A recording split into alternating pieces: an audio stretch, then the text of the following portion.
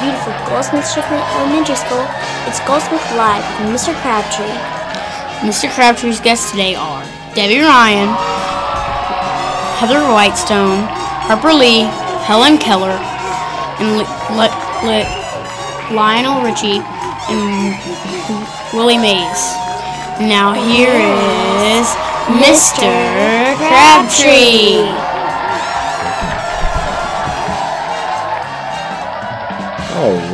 All right. Welcome to Goldsmith Live. And here on the show today, we've got many favorites. All right, whoever's playing with the volume button, please stop now.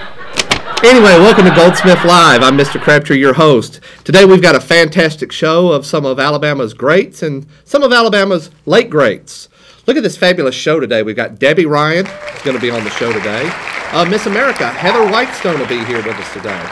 We're going to have author Harper Lee. The great Helen Keller will be here on our show today.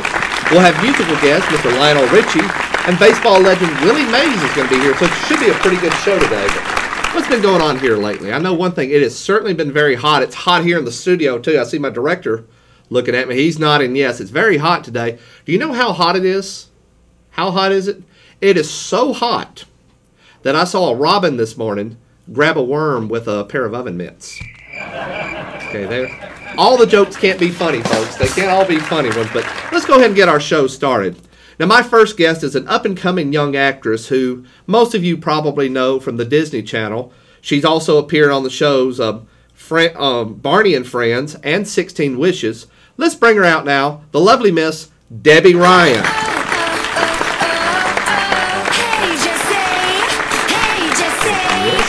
Up-and-coming actress. All right, now Miss Ryan, I understand you're kind of new to the world of celebrity. You're kind of an up-and-coming actress, and you've already got a pretty extensive career going to be such a young lady. Why don't you tell the audience a little bit about yourself? Well, I was born on May 13th, 1993 in Huntsville, Alabama. So you're here from Huntsville. All right, one of our own. Great. I was on Barney and Friends, 16 Wishes, and Jessie. Mm-hmm. I also wrote the song Texas Guys. Texas Guys. I got an award on Kids' Choice Award, and I also won 53 awards for Teenage Fashion Awards. Oh, so you're not only are you big as an actress, you're big in the fashion world as well, I see. Mm-hmm. Oh, that's pretty interesting. What else can you share? I was also on Good Luck Charlie in Montana and Austin and Alley. I think most of our audience, most of our fans of the Disney Channel are probably big fans of those shows as well. Mm-hmm. My early life was sometimes hard, but sometimes easy at the same time. Mm-hmm.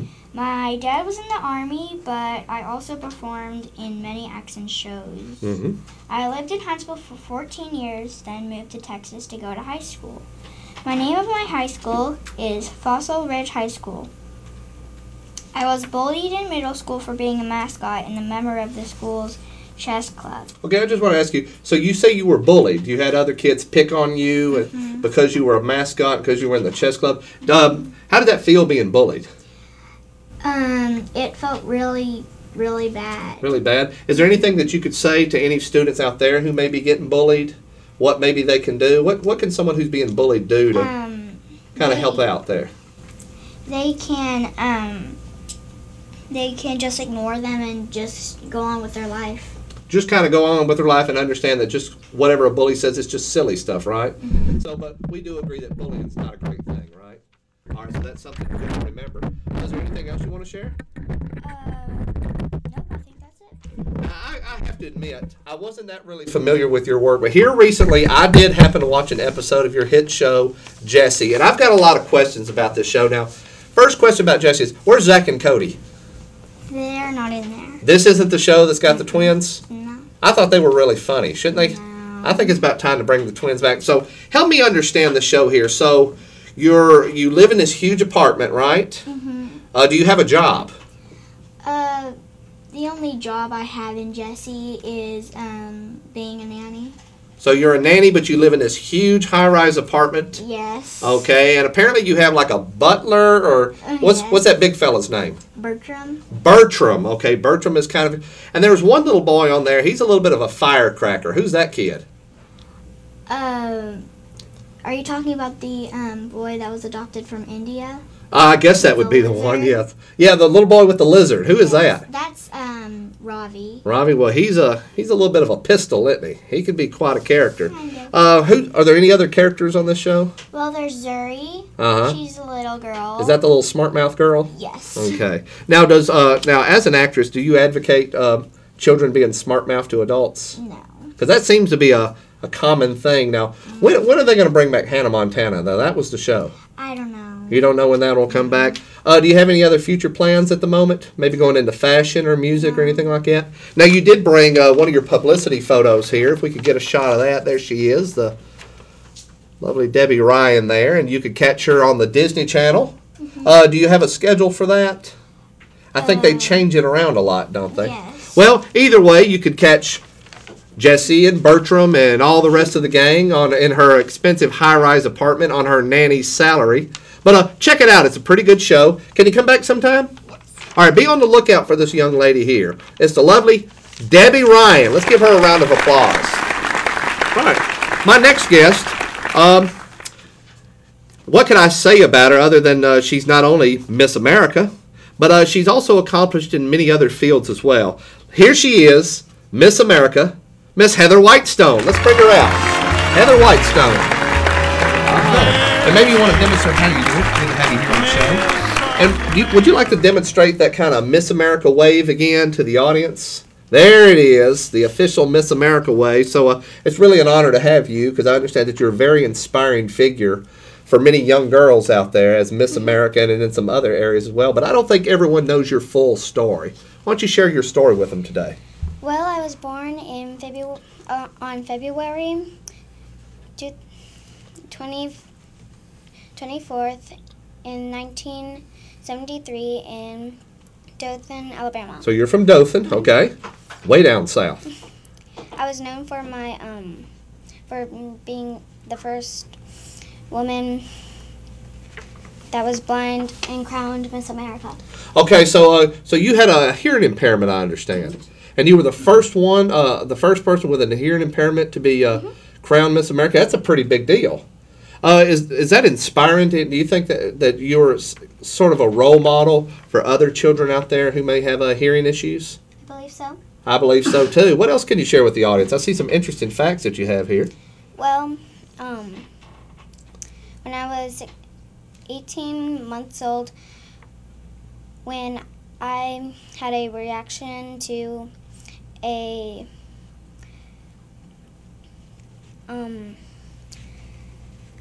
It's been a while. It's a little different on TV. Let's take a look at some of your notes here. Now, I understand, too, that you love dancing.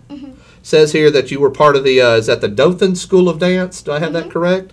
And it said here that you had some problems at school. Were you being picked on or anything like that? Well, I guess so.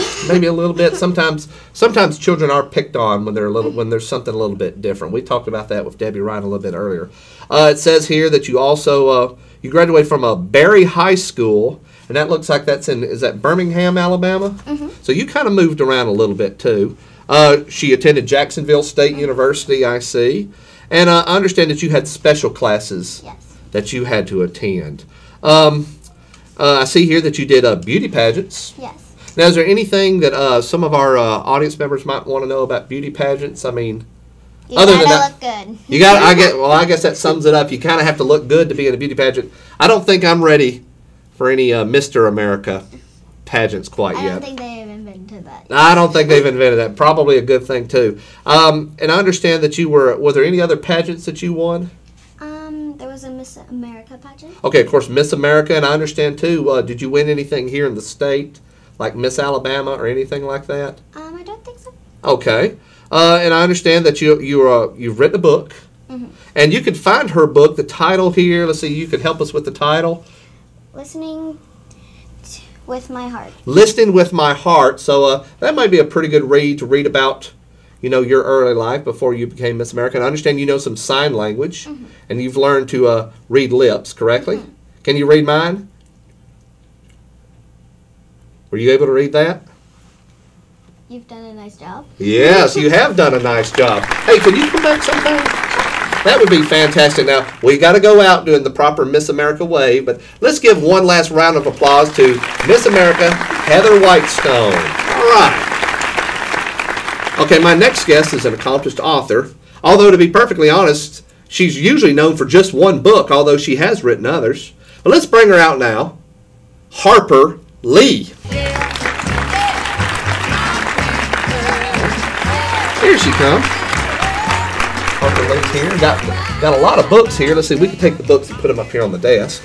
Okay, so we have the accomplished Harper Lee. Now, this is kind of an interesting book here. This must be the short version of this one, I'm guessing. But I don't know if a lot of people really know your story. They know your stories, but they don't know who you are as a person. Why don't you share with the audience a little bit about yourself?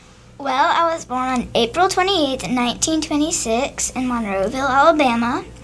In 1959, I finished the manuscript for my Pulitzer Prize-winning bestseller, To Kill a Mockingbird. Okay, and here's a copy of To Kill a Mockingbird. Not available in our school library. This may be something more for your parents or grandparents to read. And you'll find this in the public library.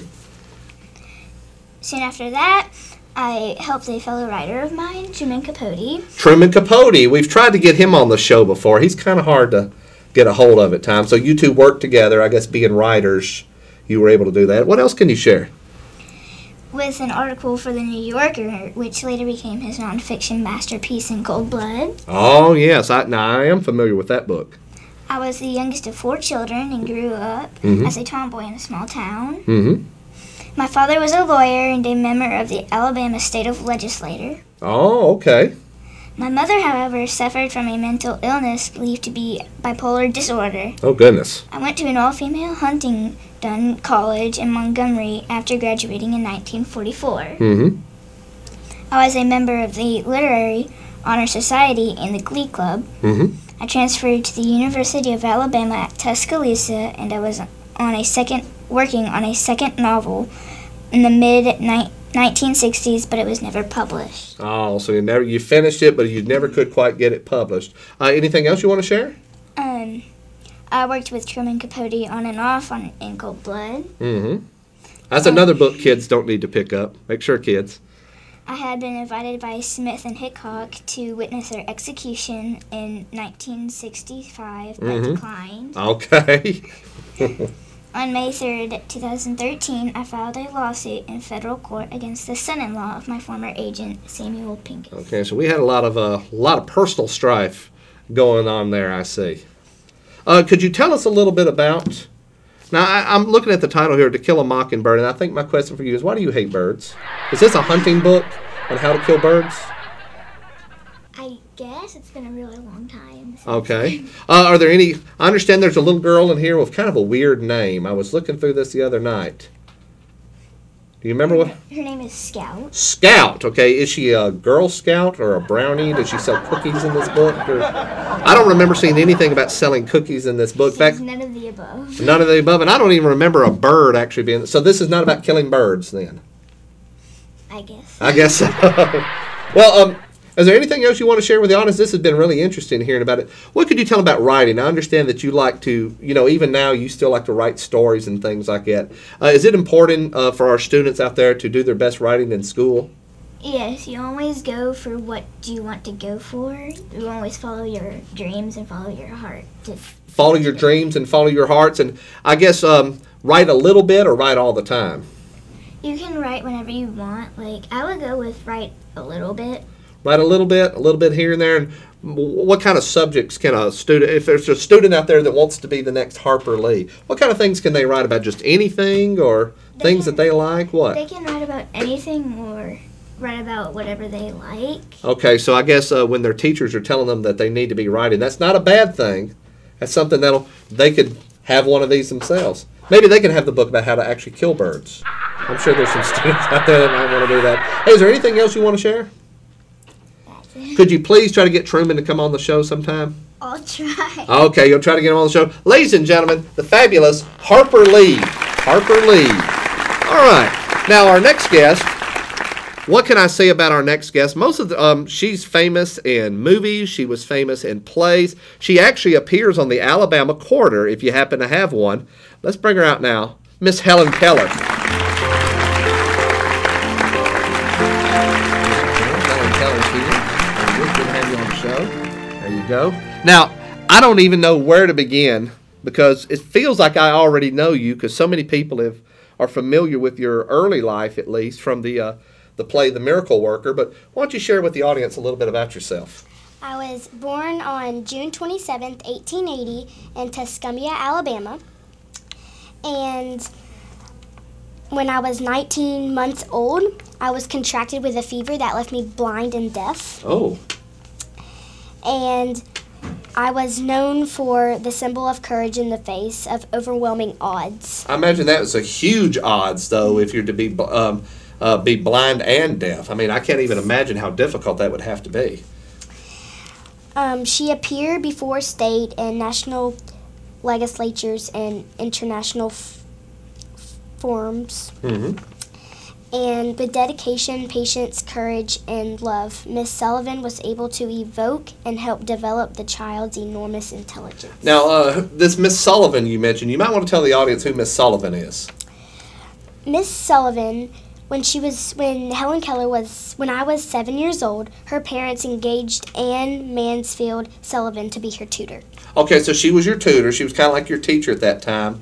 And I think we probably remember from that play, that moment at the water pump when you first began to speak. And I understand, too, you gave your teacher a pretty good whack across the mouth, too. Of course, at that time, you were just trying to communicate, but I'm not advocating in any way hitting your teacher in the mouth. Let's not do that, kids. Well, what else do you want to share? Well, my parents' names were Arthur H. Keller and Kate Adams Keller. And after graduation, I began my life's work for helping blind and deaf blind people. So you graduated school. You were still able to finish school just like everyone else despite your obstacles. Oh, that's fantastic. What else? I appeared. It's been a while, hasn't it? It has. I was on many movies. Yes. And I had many awards. Oh yeah, I mean, you're the kind of person that's just respected worldwide for all the accomplishments that you made. In one of your movies there, I see the title. There are two movies here that maybe some of our kids can tell their parents about. What were two of the movies I see there that featured you? The Miracle Worker and Helen Keller and Her Story. Okay, and The Miracle Worker, it's also a famous play and a movie, and it basically tells about your early life. That's where you, at the water pump, you saved water and things like that. Is there anything else that you want to share? Yes, sir. So is there anything you want to tell any kids out there who maybe have something, like some kind of obstacle that they're dealing with or feel like they have something that they can't overcome? Is there anything that you could tell them as far as being able to overcome those things? Try your best to do everything that you can do and try to do everything you can. Okay, so if you try and you just fight against it, you could eventually overcome all those obstacles. Well, it's certainly been a pleasure having you on the show today. Can you come back sometime? I will. All right, ladies and gentlemen, Miss Helen Keller. All right, our next guest is our musical guest. I can remember listening to him in the 80s. He's had a string of hits, at least from the 70s, and he continues to perform today. Let's bring him out now, Mr. Lionel Richie. Here's Mr. Lionel Richie. You look considerably different than you do in the pictures. But it's good to have you on the show today. A lot of people know your hits. You've had a huge string of hits. You're beloved worldwide. You're still performing today. But who is Lionel Richie? Why don't you tell them your story? Well, I was born on June 20th, 1949, in Tuskegee, Alabama. In Tuskegee. Mm-hmm. I grew up on the campus of Tuskegee Institute. Oh, the school. That was one of the normal schools, yeah. And you grew up on the campus there. But then I later moved to Joliet in Illinois, and then I graduated from Joliet Township High School, and I was actually a star tennis player there. Now, I didn't know that. So you were a tennis player. Yes, Oh, that's very interesting. And I received a tennis scholarship to Tuskegee Institute, and I graduated from there. And then I actually went to Auburn University for graduate school. Okay. And in 1968, I had joined the Commodores. I was a saxophonist and a singer. Okay, so you've done a little bit of everything. You're a tennis star.